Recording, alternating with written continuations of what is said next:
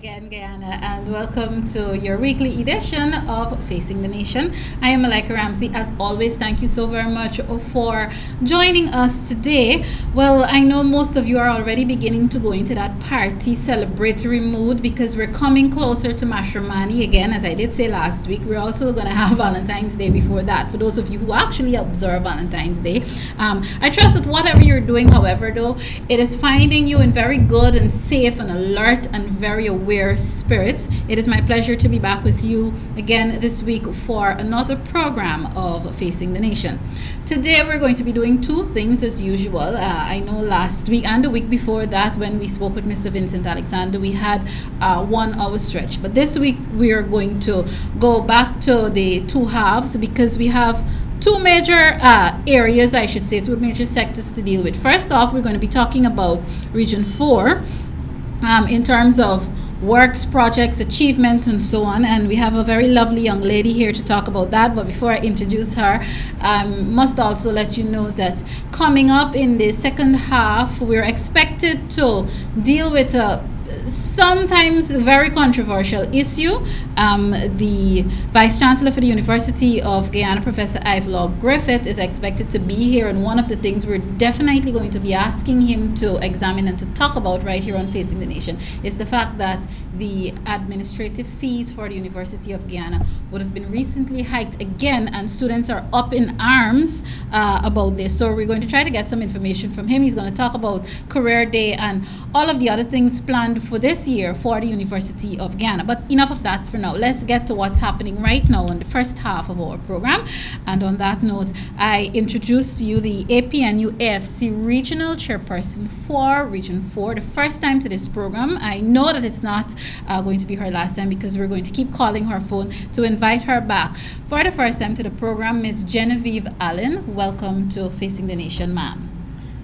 Thank you very much, Ms. Ramsey, for inviting me to this program, and I'd like to say a very special good afternoon to all of you, Guyana. All right, great. Well, we're happy that you accepted our invitation, so wonderful for that.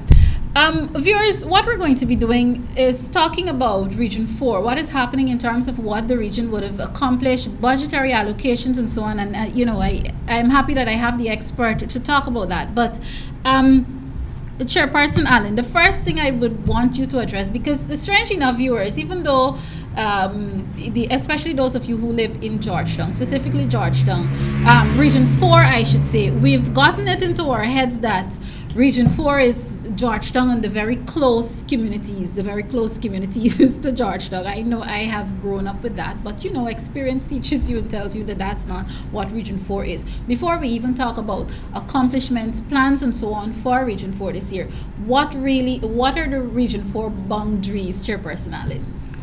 The boundaries for Region 4 are to the far east. We begin at Cane Grove. And so the communities along the east coast of Demerara, which also includes Georgetown, the east bank of Demerara, the Linden-Soesdijk Highway going as far as Moblisa, and the communities along the Demerara River. I should say to you that Region 4 encompasses from Cane Grove to Moblisa on the Linden-Soesdijk Highway. And coincidentally, Moblisa is a community that is divided in two. The western half falls within the boundaries of Region 4, and the eastern half falls within the boundaries of Region number 10. Oh, perfect. So you see, and I always like to remind the viewers that here on Facing the Nation, we also teach you. So those of you who didn't know that, or, you know, the older folks may have forgotten over the years, you got a fresh lesson in that. But I must also add some further information. Go ahead. Because you mentioned Georgetown. In terms of the administrative role of the administration of Region 4, we administer the affairs on the east coast of Demerara, the east bank of Demerara, and as I said before, along the Linden-Soesdijk Highway and the riverine areas. The municipality of Georgetown takes care of the administration of the city of Georgetown. Okay, perfect. Thank you very much for that. You're welcome. Let's talk about 2017. Of course, we're coming up before we come to 2018 and plans and budgetary allocations and all of that. As a region, what are some of the things, and of course, what are some of the things that at the beginning of 2017, the region felt the need to address in terms of providing that good life for Guyanese? And have you been able to say that your administration, your office, would have accomplished betterment or improvement across the region? Yes, I will say that. We have been able to provide betterment, as you will term it. I will want to say provide improved infrastructure and improved services from our sectors in the region. I want to say that we were allocated some $5.8 billion last year. And we, at the closing of the year, we would have expended $5.7 billion, which gives us an overall percentage of 97.5% of the allocations that were given to us. If you will permit me, I will just want to give a few highlights of some of the achievements. In the agriculture department, and I must say that in Region 4, agriculture is one of the agencies that our constituents are involved in. And so we sought to bring some relief to them in terms of drainage and irrigation. And so therefore, we constructed 5 timber revetments, and these were done at Nabaklis on the east coast of Demerara, Hand-in-Veld, and Hand-in-Veld is in the Mahaica area, Grove, and the Supply on the east bank of Demerara, as well as Alliance, which is in the Timeri area. Of course, we also did the construction of footpath bridges in the Beirut area, Victoria area, Grove on the east bank, and the Soesdijk areas on the east bank of Demerara. Again, in terms of the agriculture development, we did the construction of a concrete culvert at Soesdijk on the east bank of Demerara. And you know, roads is one of the very important aspects of infrastructure. And so therefore, we had the construction of 2 major roads, one at Soesdijk and the other at Golden Grove on the east coast of Demerara. And we upgraded 5 roads at Covent Garden East Bank, Diamond East Bank, and one at BV Triumph on the east coast of Demerara. I'm happy, but even before you move on, it always is good to hear, for us to hear, and for the public and citizens especially who are using these, whether it be facilities or infrastructure, who are using it, you know, every day, because it provides a sense of safety. Has the region put measures in place for maintenance? Because you find that that is a problem, because if you don't maintain, and the question is always asked, because you notice that, okay, you keep having to do the same things over and over again in terms of repairs, but are there measures in place for maintenance? I would like to say that when we do these major construction, that we will work in tangent with the neighborhood democratic councils. And so we will advise that they assist us with maintenance going forward after we would have done the rehabilitation. And that is the normal procedure. Yes. That is the normal procedure. All right. I know you have some other matters you'd like to touch on in terms of achievements, even before we go on to what can be expected in and of course, before we talk about the most important thing, the money, the amount of money and capital projects earmarked for the region for 2018. I want to focus just a little bit on education, and then I will focus on health. Yes. In 2017, I am sitting here proud to say that we would have constructed 3 new schools. At Eastville, we constructed a new nursery school. At Diamond, number 2 nursery, that's another new school. And the government of Guyana constructed a new primary school to service the Yarracabra, Linden, Sus Dike community.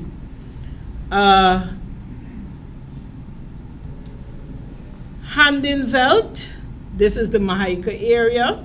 We also did the construction of a new nursery school there.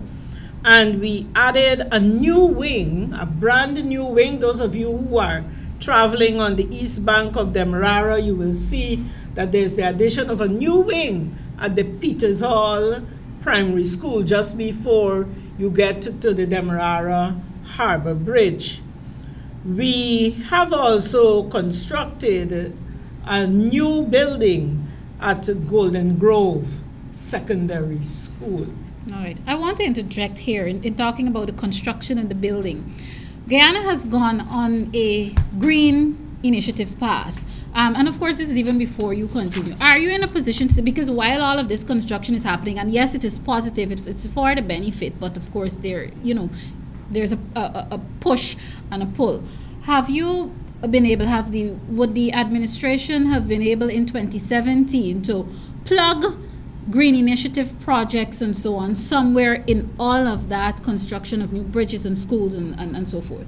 Yes, Malika, I'd like to say to you that we have outfitted all of our new buildings with solar panels in terms of giving them energy. Okay. And even as you speak to the green initiative, I'd like to say to you that we're pursuing a path, a green path for some of our schools, and I could highlight that there's a program presently on at the Diamond Secondary School, as well as there is a program that should commence shortly at the Hope Secondary School. All right, so we're taking it into the schools. Very good, very well.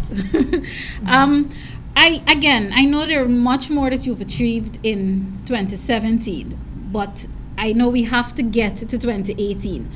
We can probably revisit 2017, but let's talk about capital projects earmarked for Region 4 in 2018.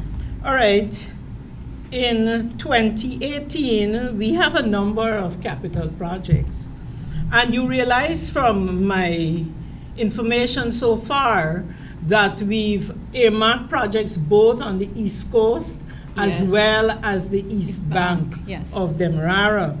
And for the persons who are residing along the Demerara River, I'd like to say to you today that the government of Guyana has given you a project which is the rehabilitation of the timber wharf at the Timeri Docks area, because that wharf is where the farmers from up the Demerara River, Dora, Lowood, Susanna's Rust, where they come out from time to time, mostly on weekends, to bring their produce to ply in Georgetown.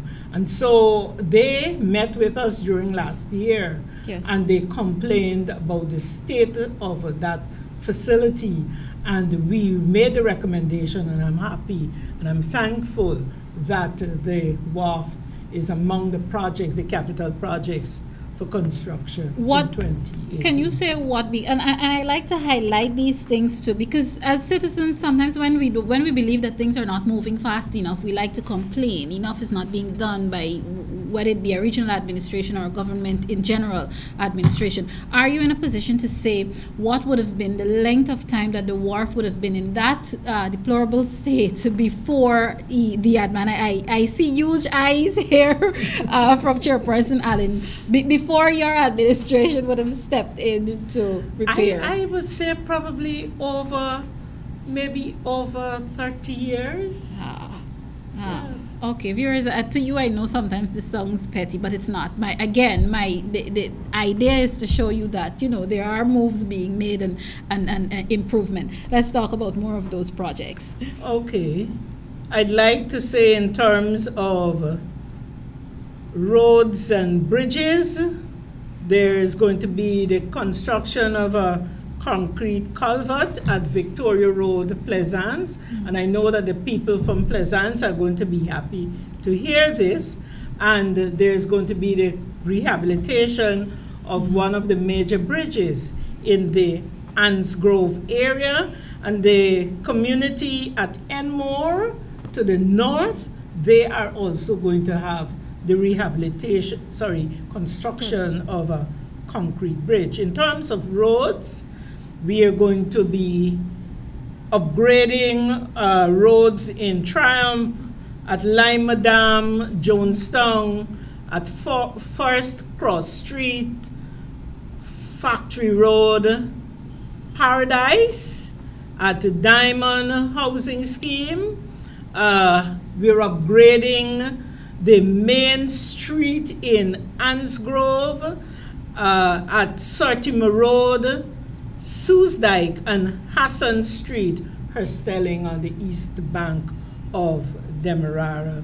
I spoke just now about the construction of the Golden Grove Secondary School. That is going to be completed this year. Okay. In terms of new projects for the education sector, the Ansgrove Secondary School is overcrowded, and so therefore we are going to be doing the extension of that school. We are going to construct a new nursery school at Craig on the east bank of Demerara, and we are going to construct another new school at Strathspey on the east coast, and Vrahis Lust North Nursery. And for those of you who live within the Monrepo area, you know the present condition of the Monrepo Primary School. We are doing general rehabilitation of the Monrepo's primary school. And all of these things that you've mentioned thus far are to be done, fully completed. I see a smile coming from you, fully completed. That's the schedule in 2018. Yes. All right. Can you see any possible challenges that would prevent works from being completed? Well, I will say to you that we have a schedule. We have here a work plan that was prepared by the heads of departments, and in the work plan, our capital works are going to be going for tender very soon. Okay. And so therefore, with the schedule, all of them should be completed in the prescribed time. All right. Chairperson Allen, we still have two other main things to get to. Mashramani is coming up, and I can't have you come on this program and not talk about your office and Mashramani. But even before we get there, let's talk about the level of support that, and this is so that the viewers can understand that our agencies, organizations, and so on in our country are connected, and it's like a chain and a domino effect. So if one doesn't function properly, the other obviously will not. Against that backdrop, let's talk about the level of support that the administration is receiving from the Ministry of Communities. I'd like to say to you that the Ministry of Communities is our subject ministry, and we receive all of the necessary guidance and support that is relevant. If you will permit me, Go ahead. I can speak.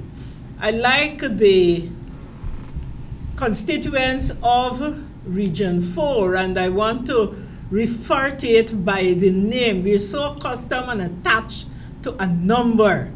The name is the Demerara-Mahaica region. So you're teaching them now that, we should use both Region 4 and the Demerara-Mahaica region. Yes. Perfect. And I'd like to say to you that in terms of support, the Ministry of Communities, they have set a schedule for us for the establishment of 2 new neighborhood democratic councils in our region. The communities along the Linden-Soesdijk Highway are what we will term as our unregulated areas because they don't fall under a prescribed local government agency. And so therefore, the affairs of those communities are regulated by the office of the RDC. Okay. And so therefore, remember, His Excellency President Granger will normally say that all politics is local and that we should give our constituents the privilege, the opportunity to govern their communities. Exactly. And so I'd like to say that the Ministry of Communities, they are working with us towards the establishment of these 2 new NDCs. I'd just like to give the names of those NDCs. The Lamaha-Yarracabra NDC. And for those of you who are on the Linden-Soesdijk Highway, you're getting excited, but you want to know where is Lamaha-Yarracabra. It includes the communities of Kurukururu, Wayakabra. There's a community that they call Robert Bush, and Swan. All those communities are included in this new NDC that is Lamaha-Yarracabra. And the second NDC to be established will be the Hararudi-Yarracabra NDC. And this includes the Yarracabra community, the Kurukuru, what you term as college area, going as far as Long Creek on the Linden-Soesdijk Highway. I know this is just the beginning of it, but are there sensitization works going on in those communities so that people can understand? And do you find that they're accepting, or these are things that they themselves would have either longed for or called for? Yes. Yes, I will say that in those communities you have community development councils that will manage the affairs of the people in those communities. And I know that we had a meeting with them last year, and the proposal was put to them, and they were all very anxious for this new development. So sensitization is taking place presently. We began some work last week. We're continuing during this new week because we have to work with scheduled deadlines. So sensitization is taking place. All right. Let's now talk about the full fun, but yes, we're talking about what everyone is preparing and gearing up for. How is the office working in the interest of contributing to ensure that we have a smooth and safe Mashramani and so on, and at the same time to ensure that our culture, most of our culture, our Mashramani culture, remains in it? Because over the years we tend to drop some things and move away from things. So let's talk about how you're working with that. Well, you began with culture. Yes. And I must say to you that yesterday I saw a final program that includes a cultural folk evening as part of the Mashramani program that is slated for next Wednesday evening in the compound of the Regional Democratic Council at Triumph. Presently, the children's costume competition is taking place at Enmore Community Center ground. They're going to be having some of their activities at the Bladenhall Multilateral Schools auditorium, and among the other activities will be a reception with our senior citizens. Oh, nice. Where we take steel pan music to them and we have them interact. You have storytelling and singing and dancing and so on. On the 22nd of February, we are going to have our regional flag raising ceremony in the compound at 10 in the morning, okay, where the paramilitary and military organizations, they will march along with our school children and Minister of Government, whoever is assigned, okay, along with myself, will take the march past. And so that rally will take place on the 22nd in the morning. But all roads lead to Georgetown on the 23rd. Because we are participating in the float parade. We are going to be 100 strong. So you're hoping to take this trophy, the crown. You're hoping that the region the Demerara-Mahaica region takes the crown. Yes. And I must say that our children are also preparing for the Children's Road March. Okay. And for the last 2 years, they brought the trophy.